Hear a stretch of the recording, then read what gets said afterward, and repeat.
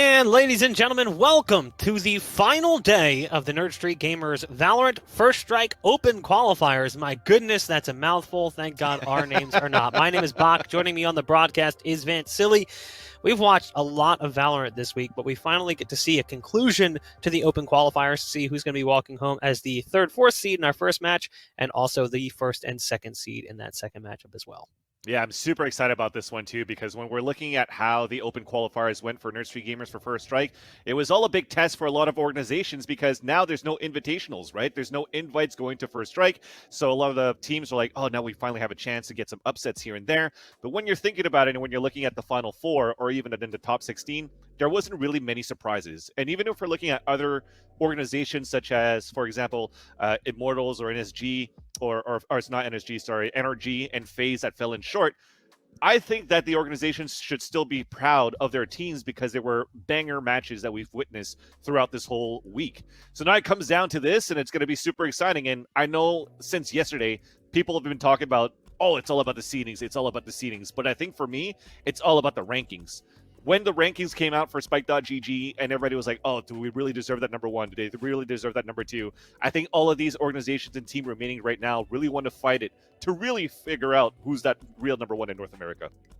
Look, I'm going to be honest. You mentioned the lack of upsets potentially. I don't know. I think I see some. And one of them actually making its way into the qualified portion as well. The Slimy Boogermen, who quite possibly have the best name of any up-and-coming team in Valorant or any esport for that matter. They managed to qualify for the closed qualifier next week. And you can see the teams on camera as well. Currently, Cloud9, TSM, Envy, Gen.G, Sentinels, T1, 100 Thieves, the Slimy Boogermen, BBG, Equinox, Dignitas, Renegades, Luminosity, Complexity, Xset, and then Spot Up. So missing from that list are teams like Andbox, Energy, Noble, Rise, Immortals, Space Station, even Elevate. I mean, there's a lot of teams on here. Beast Coast. These are real deal teams, like signed and paid, being beaten by some of the teams who are just kind of on the come up, like looking at Slimy Boogerman and Spot Up. No, for sure. And Complexity is one of those teams as well. And I think what I tried to say was during that bracket, some of those organizations had to face off against each other during those rounds as well, which kind of bring it back to that cutthroat format, right? Because we're talking about it's best out of three, single elimination on top of that too, which is why it makes it a little bit difficult, but at least they have the chance to come back later into that second qualifier that's going to happen next week. But before we actually even get into that, there's still the close qualifiers to play. And before we get into that too, it's down to the Final Four to see who's going to be that number one, that number two, 3, and 4 seed. Yeah, and that's the crazy thing too, is some of the teams that we saw eliminated past the point of qualification, we saw some teams kind of struggle, and we saw some teams really excel, one of whom we're going to be seeing later today in Envy, who has looked absolutely fantastic all tournament long. I mean, they crushed it last night as well against Gen.G, who is now in the third, fourth decider match against TSM, who also fell a little bit short from against Cloud9 last night, going all the way to 16-14, I think it was, on Bind, the second map of the series. So barely beating them. Actually, they were down at a point where it was looking like they were going to get 2-0'd by Cloud9. They fought back for that third map, ultimately losing that as well on Split. So they're going to be who we see in that first matchup.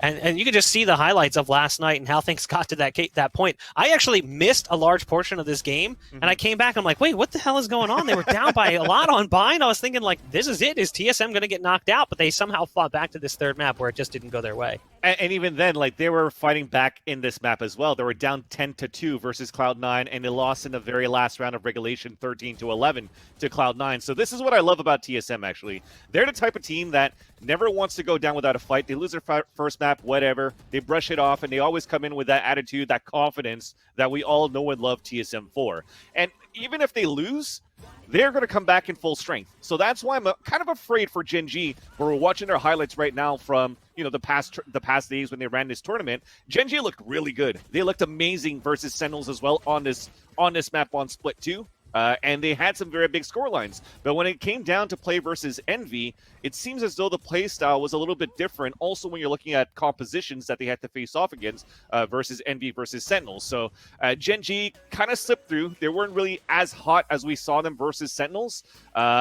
That's why, for me, looking at this series head-to-head for TSM versus Gen.G, I think it's still going to be a tough fight for Gen.G at this point. Overall, though, I'd still be happy because you're still trying to figure out where Gen.G is at. They're always like, oh, are we at the top or at the bottom? Like, they win some events, then they bomb out in other events.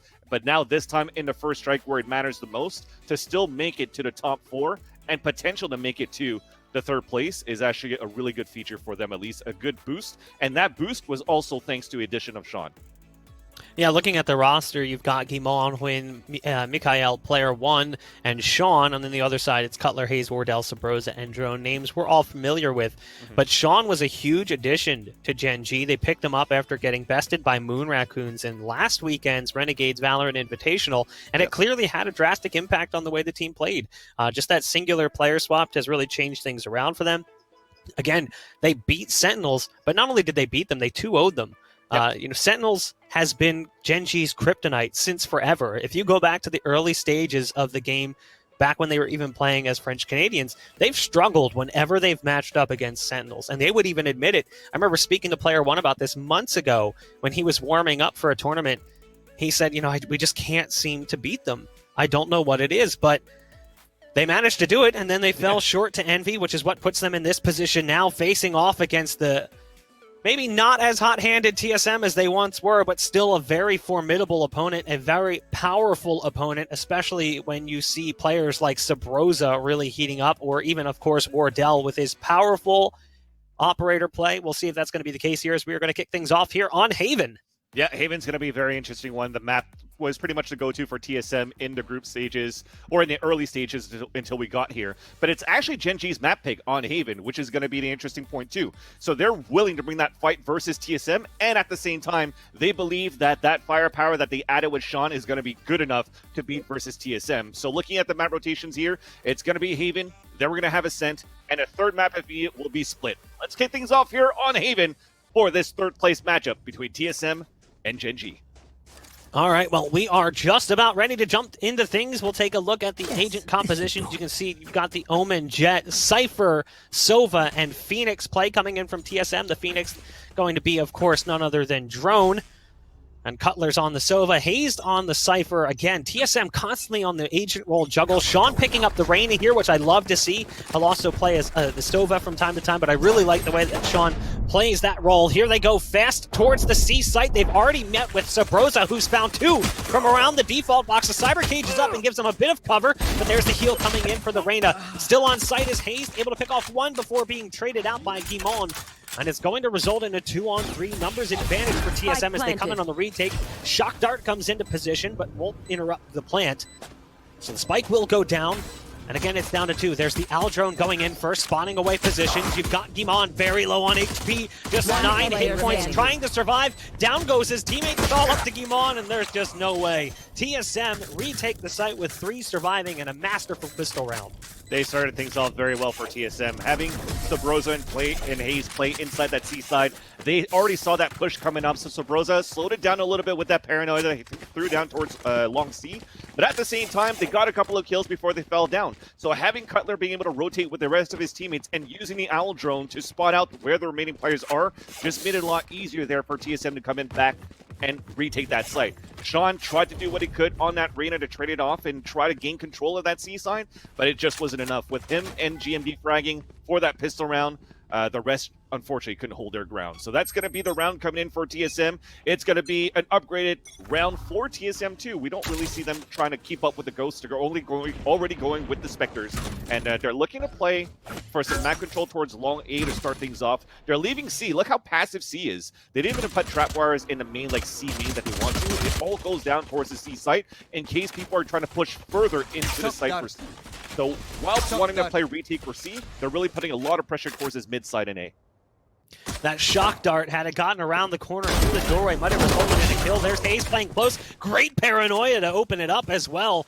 A little extra staying power, compliments of the flash, and Hayes as the Cypher popping off in Garage currently. Wants another one as well as Mikael is around the corner. The classic though will result in his demise, as does the shotgun for Huynh, picking up the kill onto Cutler. 3 players survive though yet again for TSM as they pick up the second round. And the money's a little awkward, losing a few players, but they should be able to juggle some things around and get the buy, and that's the most dangerous portion of the purchase. The up is in the hands of Wardell, unmatched currently on the opposite side by Gen.G. Yeah, just a nice counter once again. The double up with Hayes and Sabrosa, it seems as though it might be the trend maybe for how they want to work things out on this C side or the left side of the defense of the map. The Paranoia combined with the Spectre was good enough to just hold Gen.G in their tracks to try to take control of this garage. But now they don't really mind actually going for a lower buy, for example, for Hayes having to go with a Bulldog here and Spectres at the keep in the previous round just because they have that op in the hands of Wardell. And look at how it's pushed up so aggressively from Sabrosa though. So Wardell's going to take control of this garage. Sabrosa pushes up towards that window side, but as they don't find any opposition, they decide to turtle back and play more passively. But now they're going to keep Gen.G guessing. Are they going to keep playing aggressively towards its mid side? So they're pushing him towards A, where we have a great position from Drone at long C. Or long A, sorry. Oof. So much for great positions. Quinn's like a bloodhound, and he sniffs out the play. Cutler around the corner with just a Spectre doesn't really stand a chance against the dynamic force that has been Sean, especially when playing as the Reyna. And at this point, I can see the benefit of a save coming in, potentially.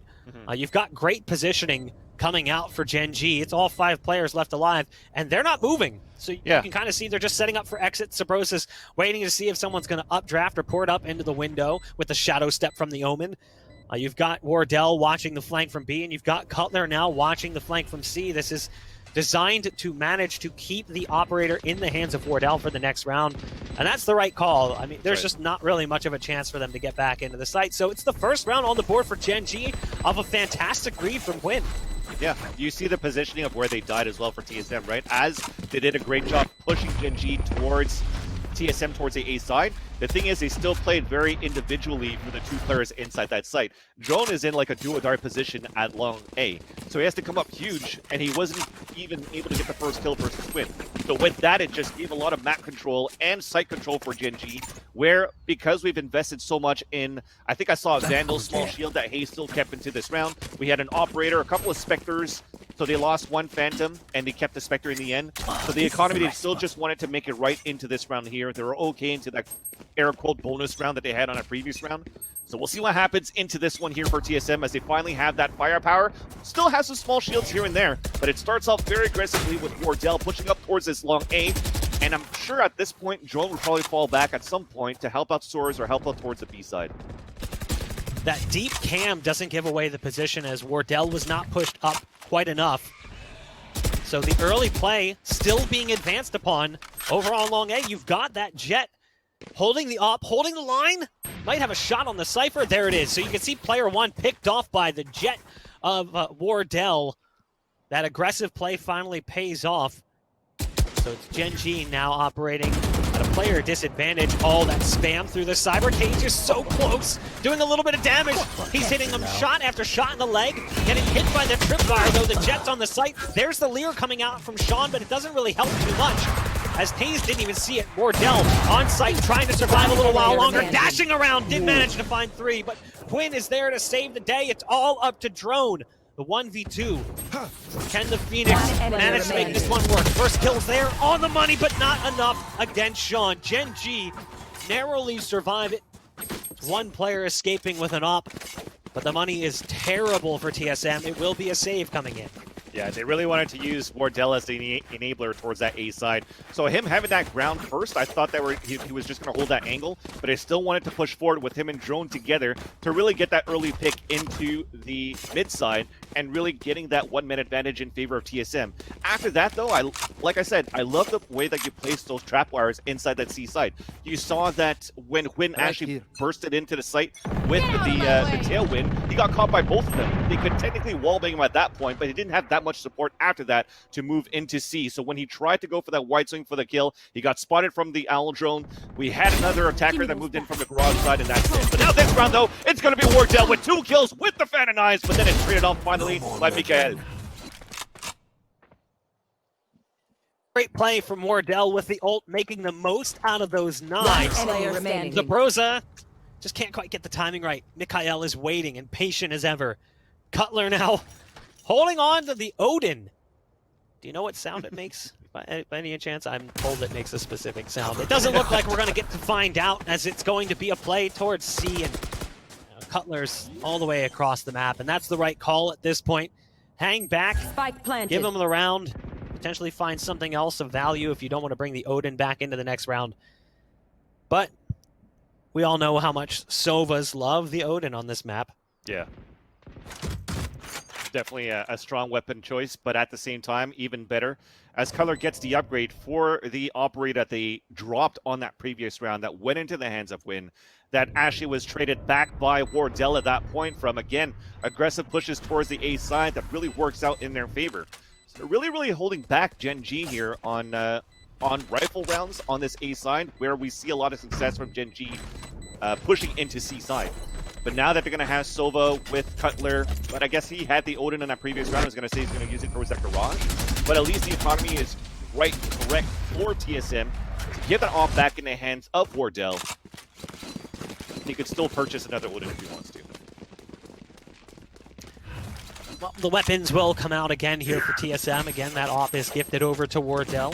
He picks it up and says, "Thank you, sir," to his teammate Cutler, who survives the previous round to make that possible. Chat, if you guys are watching right now, I want to see you guys support your team. So if you think TSM is going to take the series, put your best Pog Slide spam in chat. If you think it's going to be Gen.G, I want to see some cat jams up and down in the chat.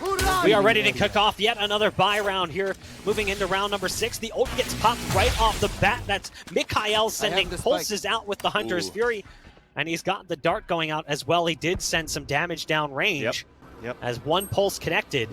Cutler now using the Al drone, searching and hoping to find a target to sink a dart into. Sean backs off just enough that that won't be possible. Now you've got Wardell up on top with a big box in B site, so if anyone makes a play towards mid, there's Wardell with the shots in the off, and of course the ever so dastardly escapability. Here comes the play though towards the A site. There's the ult being casted by the Omen. That gives them full site control.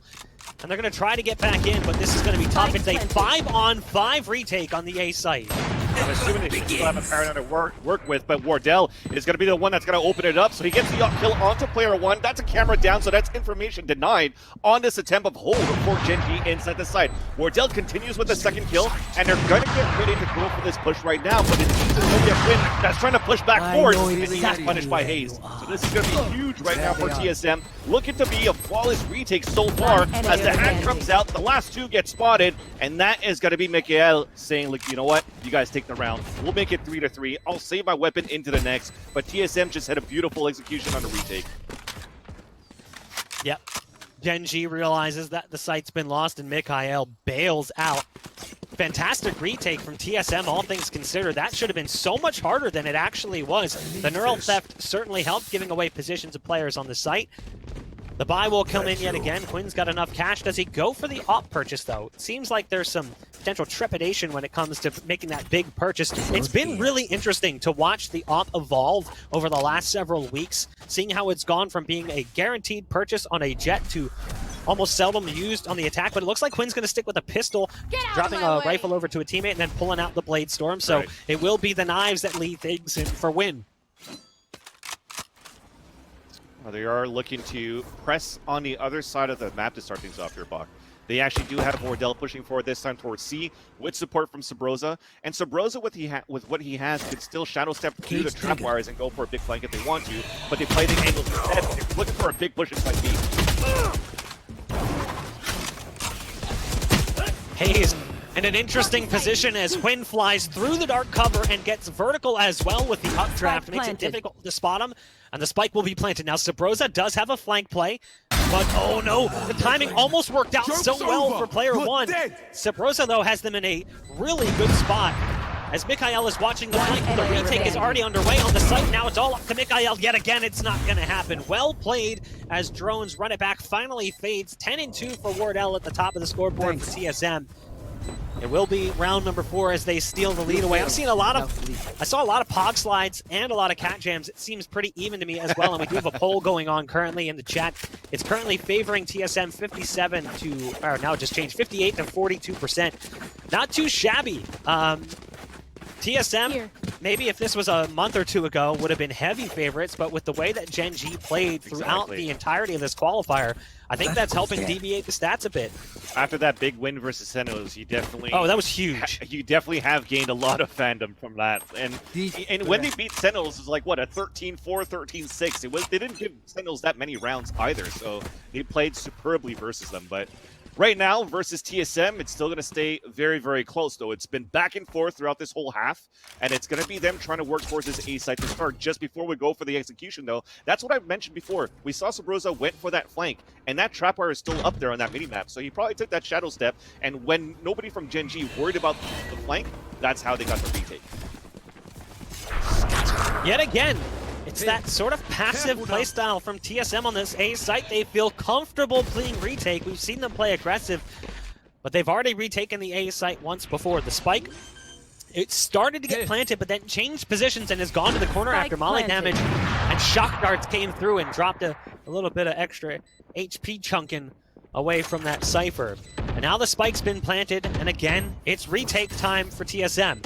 First flash comes out from the Phoenix, that's Drone. Wardell now just behind with the op. Sabrosa again on the back end of the play. Getting things set up to port past the tripwire without going a little bit too far into the vision of Guimon, who's holding currently in the sewers. Finally, action starts to happen, and it's going to be Gen.G coming out on top of almost all the exchanges. Cutler, who's trying to come in, has somehow turned it back around and brought it to a 2-on-3, but the time is a problem. And the rip card's already been pulled. You can see Cutler has escaped to spawn, and Wardell will do the same. Both players very low on HP. The spike will detonate, and we continue with our close game as it's tied back up at 4 apiece. Yeah, and as they plan that plant pretty much for long A, for short, and even from the hell positions that they were at, Gen.G were really in a spot where they just didn't want to show themselves. They even kept a recon dart, waiting for that charge up from Mikael so they could spot more where that retake's going to be coming from TSM. But at the same time, the biggest play was trying to make sure that they weren't going to get flanked like they did that previous round. So this time, GMD, Guimon watches that flank. He knows that Sabrosa is going to be lurking at some point, and he was able to win that battle. That was probably that key round, that if Sabrosa actually got that kill, was going to be that green light for TSM to push in again, just like when they did that retake on that B side. So with that, though, it's a tied up 4-4, and they're still trying to press forward on this long C for Wardell. And Gen.G deciding for these few rounds, the past few rounds, every single time have read things correctly, where they're like always going towards the opposite round of where the pressure is. But that Owl Drone's going to give out their position, and Drone peeks out, but he's only good for one. Traded off by Mikael as they're pushing inside the site. Going to be hard for Hayes to hold it off. He gets paranoid, but still gets the kill onto a win. As now through the Cyber Cage gets the second one, and a third one up to GMD at the graffiti. I know exactly where where it's going to be just you the last are. man standing. Kind of a neuro theft. You know, it's not wasted in the eyes of TSM because they just want to make sure that they secure the round, and it's going to be PL1 trying to save his weapon for the rest. Player one does get a nice pick off there on the Sabrosa, and with the time being what it is, there's the neural theft coming through. And feeling pretty confident to go for that peek, hoping to catch Wardell off guard. Not going to be the case today, as we see TSM take the lead back. But it's still a very close game, obviously 5-4 currently. The money is a big problem, though, for Gen.G. The credit's not stacking up quite the way you'd like them to, so Guimon has enough to purchase and then still have money left over for the next round. That's why you see the Phantom come out for the Omen. Mikael on a Spectre, a Stinger coming out for Hwyn. Sean and Player One both on Sheriffs. Very difficult round, but with the way they've gained access to that A site, if they were able to get back onto the site and at least get a spike plant out, that would be huge.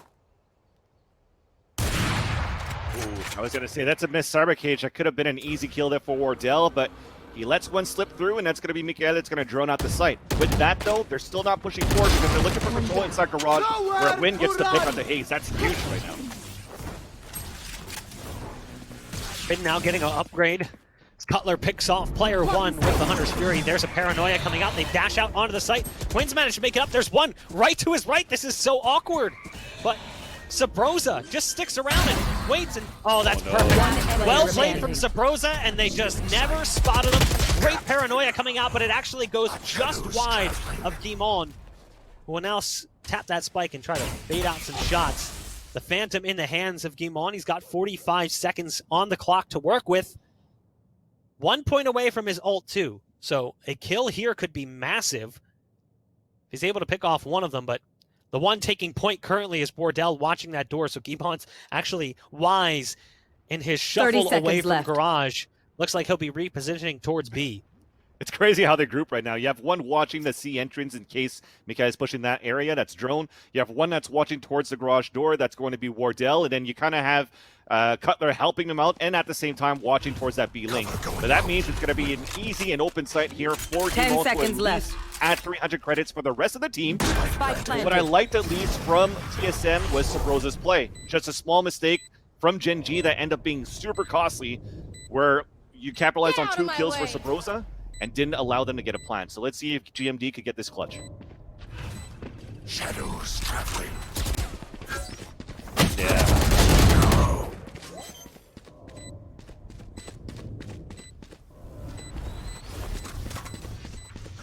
We good.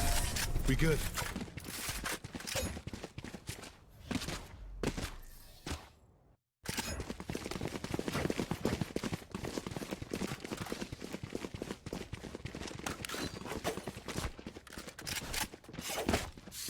Yes, this should do. That goes there. We'll see what it is that Gen.G is going to bring to the table. Again, looking at that top of the scoreboard, unmatched currently in the performance. Wardell looking fantastic. But it's a team effort from Gen.G that's producing the success. Now, Deep Cyber Cage does allow Hwin to get up into position, but Wardell is holding, and apparently he does miss. Running back is popped, and Hwin can't quite get away, but at least the kill came through, so not too much to be concerned with. As again, it's pressure towards the A site where we've seen Gen.G find success many times in the past. Still a great denial to start things off, though. The run it back from Drone gets canceled. And also the Owl drone, the Recon Owl that came up towards Sewers, kind of gave his position away from that short A, so that you have to turn back a lot here for TSM. So you get a lot of ground advantage for Gen.G if you really want to try to push into the site. But it looks like they're second-guessing themselves, and they're going to try to lurk back towards this B side. The thing is, though, we have Sabrosa pushed all the way up towards C, so they really could just play a fast rotate from this A side to B, where the information was really going to come in from Hayes right now. Camera inside garage is going to give a lot, and also a trap wire on the right side. So that's how he's playing those 2 angles on his own.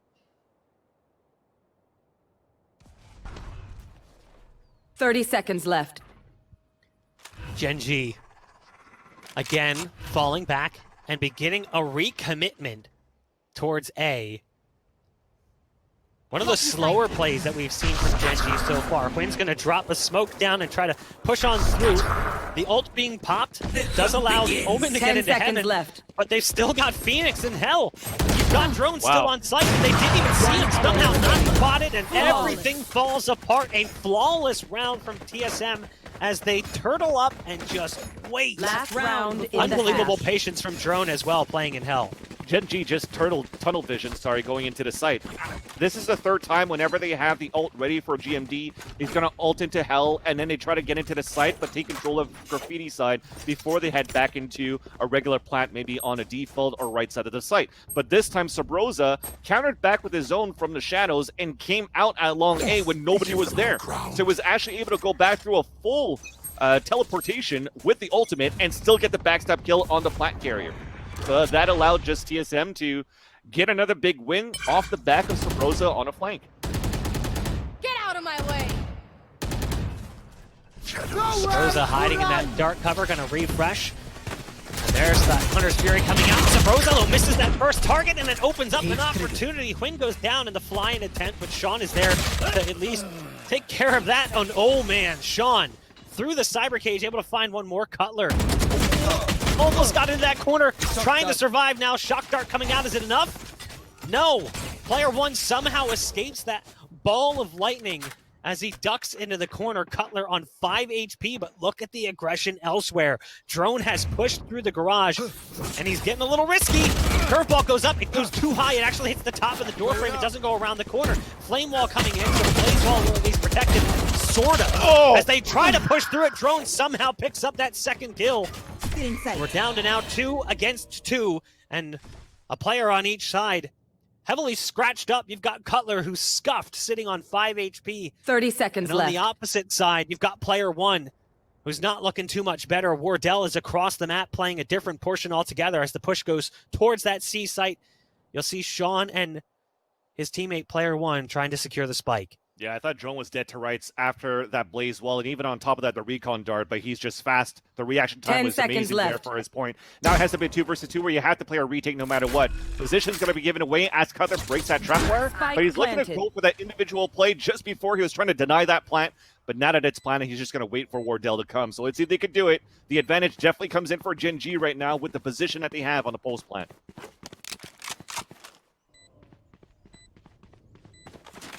Cutler. In a tough scenario with just 5 HP, going to put a lot of pressure on Wardell. There's the deep dart going in, does give away at least one of their positions. As they try to work their way in, they'll take out the cam first. It's down to Cutler now against Sean. Sean looking for the ace with just 5 HP. He doesn't stand a chance. Sean with a massive ace to deliver the final round of the first half. Switching sides. Into Gen.G's lap. And again, it's going to be that close half, 7-5, your final score as we swap sides. This, I had an idea that it was going to be a banger, but I didn't think it was going to be this close too. But it's been back and forth. We talked about how not many teams from these two teams, TSM or Gen.G, had a chance to really run away with the half. It's been fairly even. A 7-5 scoreline is very close as well. And you're looking at the record of TSM walking into this tournament on Haven. They're currently at 5-0, just playing on Haven themselves, while Gen.G is at 3-0. Yet this is still Gen.G's map. So they're comfortable to bring that fight versus TSM, as we mentioned before. And it definitely showed from the way that they executed and the way that they played on the attacker side here to start things off. I mean, that play from Drone was huge there. It almost set them up, but it wasn't quite enough.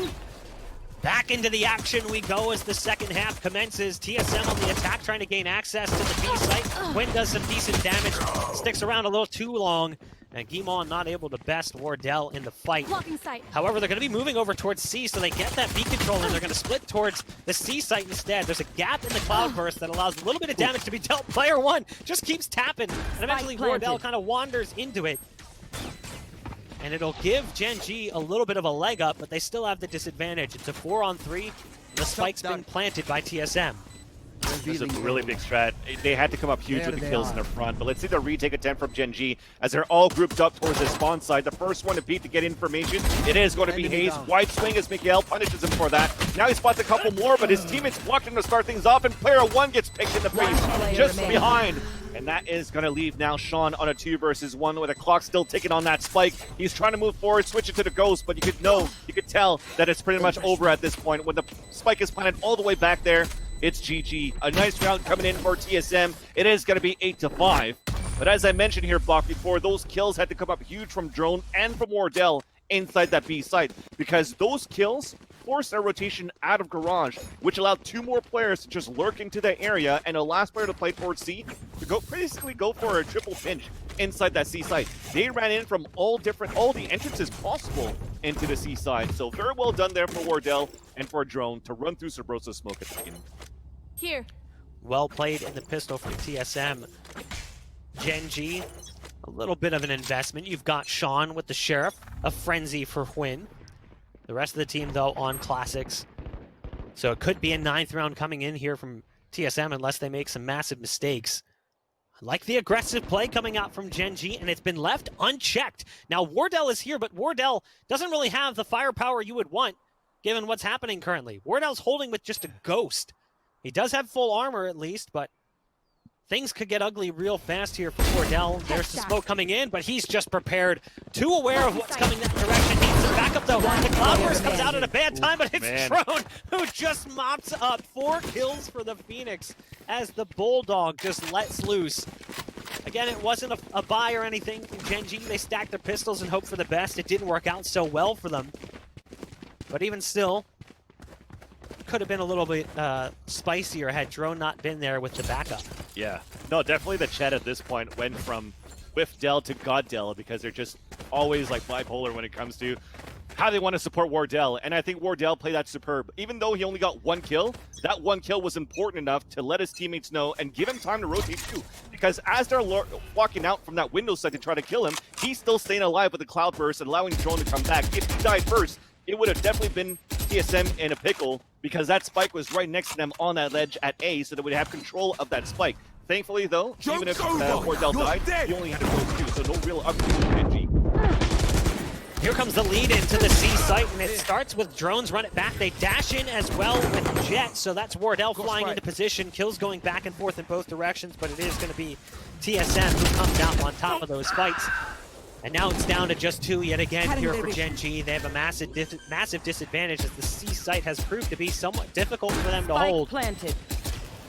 in the first full buy round of the second half. Mikhail knows there's one. You can see the pings coming down.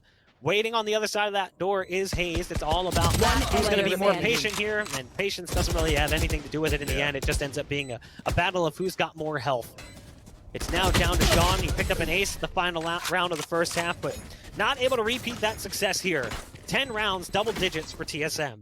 Yeah, at this point now, when it was so back and forth, when you had Gen.G on the attacker side, they're still trying to find their footing. I'm not saying that it is over yet because they only had an eco on that previous round, but that gun round definitely showed how strong TSM could be on their execution and watching each other's back at this point too. So Gen.G, at this point, is going to be another mixed buy. Hopefully they can get something crazy out of this round so they could maybe bring the economy back and at least that morale into this second half. But TSM are looking much stronger now from that first half. They're finally warmed up and they're here to play. No more charges left. Player 1.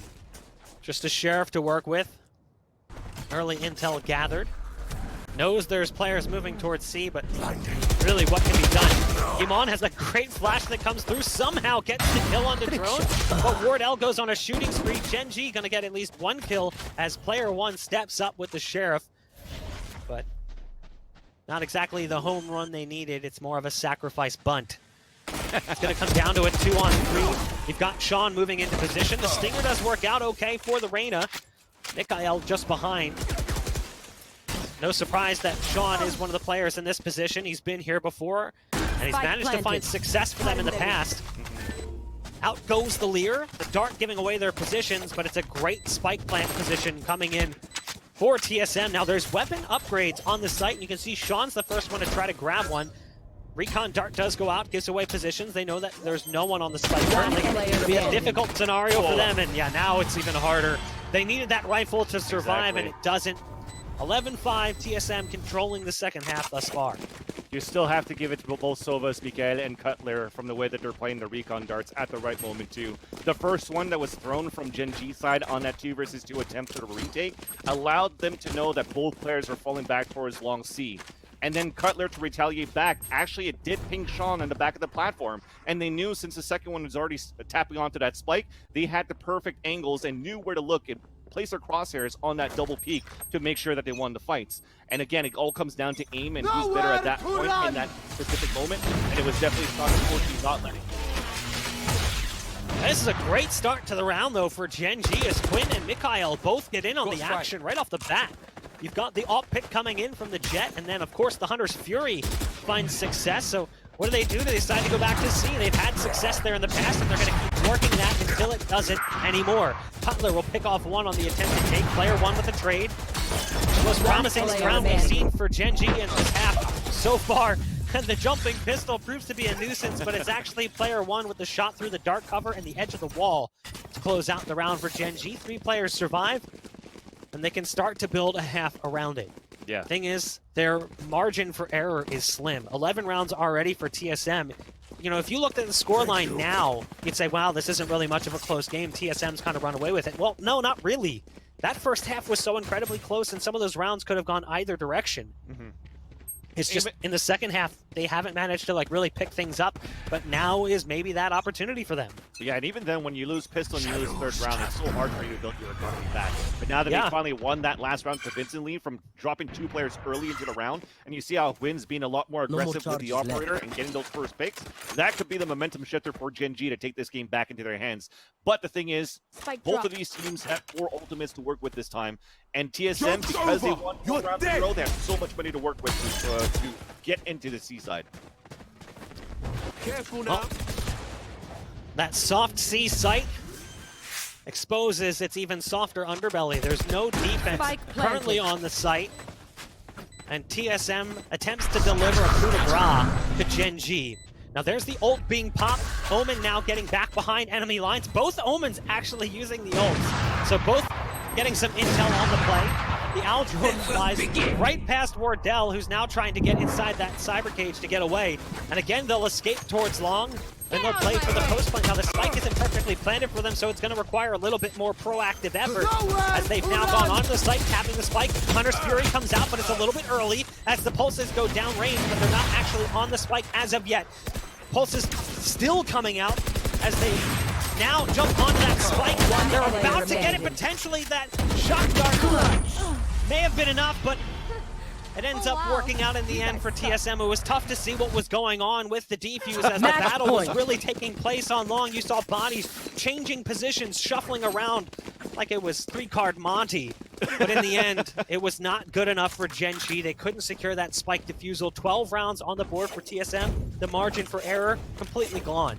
That was insane how that retake went for both the teams at that point, because you saw at first how much respect Gen.G has given to Wardell, because they spotted him with the Owl drone, but they never really wanted to peek out to fight against him. Like, well, Wardell's still watching the angle with the operator. Let's try to hold back for a bit. And as he dashes back into the side, the Owl drone continued forward, and they spotted a couple more. So it just became a spam fest through smokes, through clouds, shock darts all over the place. But in the end, with the sliver probably left in the defuse, we had to force Mikhail off the spike too to try to win that 1 versus 1. And thankfully, it came down to time off that spike going off. But it was very, very stressful for TSM at that point. You saw the desperate shock darts that came through. But at least they have this map point. It's 12-6, and it's also a broken economy for Gen.G because of that reset. No more meddling. Sabrosa picks off the first of the defense. Player 1 does do significant damage, and additional damage dealt as well to Cypher. Sabrosa finding another kill on the Hwin as he clips the bullets through the wall. Gimon, yeah, he'll hear it, spots out the positional change coming in from Sabrosa, and that's at least a nice opportunity for Gen.G to try and find a bit of an opening. Again, though, they're at the disadvantage, and even more so, I don't think they realize that Cutler has actually made it out onto C. Yeah. He's 30 up on top seconds of the left. stacks in the corner. The rest of the team is starting to make their way out, and they're going to secure the spike. Spike Now, planted. Gimon is stuck in a really difficult position because he's got players coming in potentially through doors. That's Drone, who's sitting on the back end of the play, and then he's got players waiting for him in the C side as well.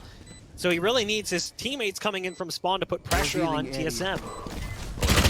One enemy remaining. Push through.